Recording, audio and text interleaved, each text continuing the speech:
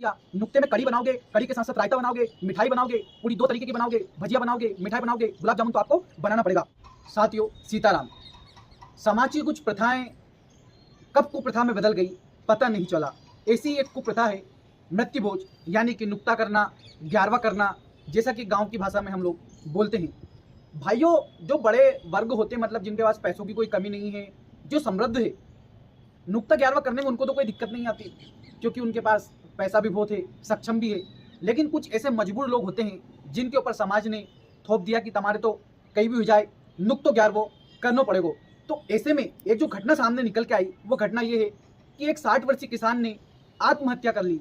आत्महत्या, जी हाँ, क्योंकि उनकी जो माता जी का निधन था वो कुछ ही दिन पहले हुआ था। और अभी जैसा कि आपको पता है, बारिश का मौसम चल रहा है, तो वो कुदरत भी किसान के ऊपर रहम नहीं बरसा रहा है, पानी बरसा रहा है, जिससे कि उसकी पूरी फसल चौपट हो गई है। जब शंकर निरामा, जो कि रतलाम की पंचायत पीतमपुरा पंचायत के रामनगर भीलखेड़ी गांव के रहने वाले थे, कि फसल भी पूरी चौपट हो गई। इनकी माताजी का इनको नुक्ता करना था, लेकिन पैसा नहीं था, तो बेचारे क्या करते, उधार लेने गए, लोगों ने दुत्कार दिया, किसी ने उधार नहीं दिया। तो ऐसे में इन्होंने अपने कुएं पे बनी हुई झोपड़ी में जाकर आत्महत्या कर ली। जब ये घर नहीं पहुंचे तो इनके घर वालों के द्वारा ढूंढा गया, फिर पुलिस के द्वारा ढूंढा गया, तो पता चला कि खेत पे बनी हुई झोपड़ी में इन्होंने आत्महत्या कर ली। साथियों, ये जो कुछ प्रथाएं थी जो निकट संबंधियों के लिए थी, उनका आने वाले समय में धीरे धीरे करके हम लोगों ने इतना विस्तार कर दिया कि अब देखने में आता है कि जहाँ भी नुक्ता ग्यारवा होता है, वहाँ पर 100-200 नहीं बल्कि हज़ारों की तादाद में लोग जाते हैं। पता नहीं क्यों ये नेगेटिव एनर्जी का जो भोजन है, ये खाना पसंद करते हैं। यदि हम अपने धर्म ग्रंथ पे चलते हैं तो ऐसा कहा जाता है कि किसी भी धर्म में मृत्यु भोज का उल्लेख आपको नहीं मिलता है।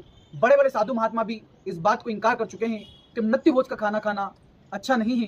ये मृत्यु भोज का खाना खाने से आपके घर दुख दरिद्रता आती है। स्वयं श्री कृष्ण भी महाभारत पर्व में दुर्योधन से कहते हैं कि दुर्योधन, वहाँ का भोजन मैं नहीं करूँगा जहाँ पे अशांति है, जहाँ पे खुशी नहीं है, जहाँ पे दुख का भोजन है।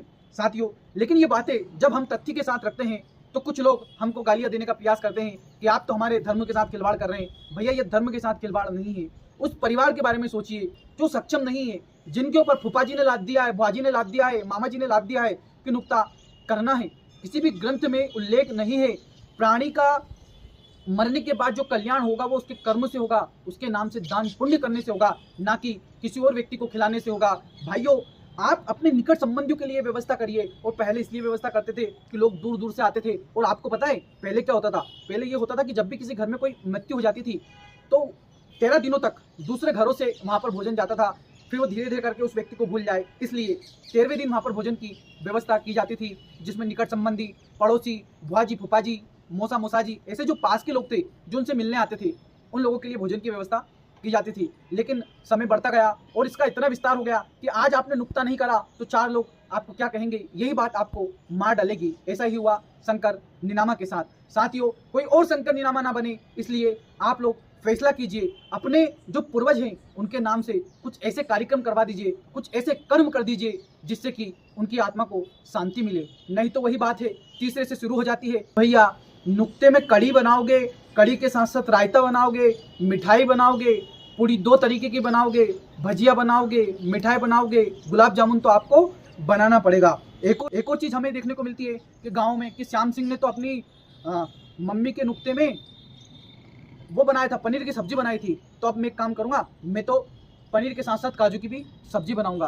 भैया, नुक्ता कोई हर्ष उल्लास का पर्व नहीं है, ये कमी का माहौल है। और आप एनर्जियों से शायद अछूते रहे होंगे, आप एनर्जियों के बारे में नहीं जानते होंगे, लेकिन भूत प्रेत के बारे में तो आपने समझा होगा। वो सिर्फ एनर्जी रहती है, पॉजिटिव एनर्जी, नेगेटिव एनर्जी। ज़्यादा विस्तार से मैं आपको बताना नहीं चाहता, सिर्फ सिंपल बात में यही कहना चाहता हूँ कि भैया, मृत्यु भोज एक परंपरा नहीं है, ये कुप्रथा है जिसे समय के साथ हम लोगों के ऊपर लाद दिया गया है। इसलिए आप सभी लोगों से मेरा निवेदन है कि कहीं पर जाएं, बिल्कुल उनके दुख में आप सम्मिलित होइए, लेकिन उनके ऊपर प्रेशर मत बनाइए, उनको समाज का आईना मत दिखाइए, उनको मत कहिए कि समाज क्या कहेगा, आपके पिताजी ने क्या नहीं किया आपके लिए, ऐसी बातें मत करिए। क्योंकि हो सकता है उस व्यक्ति ने तो शारीरिक रूप से उस परिवार में हानि सही हो, न जाने यदि अस्पताल में रहा हो, वहाँ पे भी बहुत सारी चीज़ें हुई हो। क्योंकि आज का समय बहुत कठिन समय है, लोग अपना परिवार का गुजर बसर बहुत मुश्किल से करते हैं।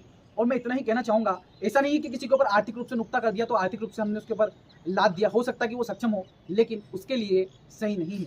उसके दुख में सम्मिलित होइए और आगे बढ़ते रहिए और ये वीडियो शेयर करना ना भूलें। यदि यह वीडियो आपको अच्छा लगा तो हमारे चैनल को सब्सक्राइब करना ना भूलें। वीडियो के कमेंट बॉक्स में भी बताएं आपकी क्या राय है। राम राम, जय श्री राधे।